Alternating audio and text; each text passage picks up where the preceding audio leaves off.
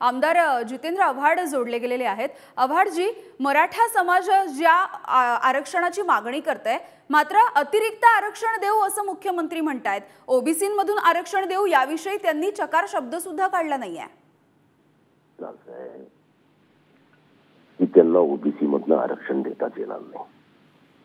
गेले काही महिने ओबीसींना घाबरवण्याचं काम या सरकारने केलं आणि मराठा समाजाला चढवण्याचं काम या सरकारने केलं। वास्तविक पाहता कायदेशीररित्या ओबीसीचं रिझर्वेशन हे कॉन्स्टिट्यूशनल आहे आणि कॉन्स्टिट्यूशनल रिझर्वेशन असताना त्याला हात लावता येत नाही। हे पांढऱ्या काळ्या दगडावरची पांढरी रेघ होती। मराठा समाजाला आरक्षण हवंच असेल तर ते वेगळ्या पद्धतीने द्यावं लागेल आणि ते 50% बाहेर जाऊन द्यावं लागेल। याला परत कॉन्स्टिट्यूशनल मान्यता लागेल, म्हणजे लोकसभेची वगैरे वगैरे वगैरे मान्यता लागेल। माझा प्रश्न एवढाच आहे की एवढे अभ्यासू मुख्यमंत्री आणि त्यांचं सरकार त्यांना एवढं कळू नये। तुम्ही तारीख दिली जरांगीरला, तुम्ही तारीख दिली मराठा समाजाला, हे फसवा पिसवी करता कशाला? मी पहिल्या दिवसापासून, माझा रेकॉर्ड चेक करा, मी पहिल्या दिवसापासून सांगतो की अशी आरक्षण देता येत नाहीत।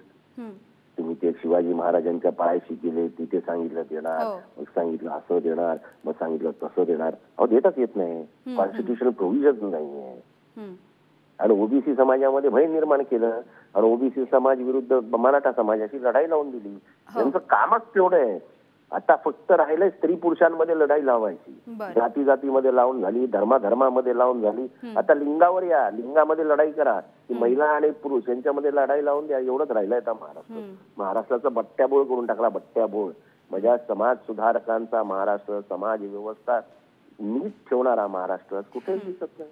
प्रत्येकाच्या मनात संशयाचं कावूर माजलेलं आहे आणि याला जबाबदार फक्त हे नालायक सरकार आहे। हो, आव्हाडजी, जसं तुम्ही म्हणालात तशाच पद्धतीचा आरोप वडेट्टीवार यांनी सुद्धा केलाय। खूप खूप धन्यवाद, तुम्ही बातचीत केलीत यासाठी।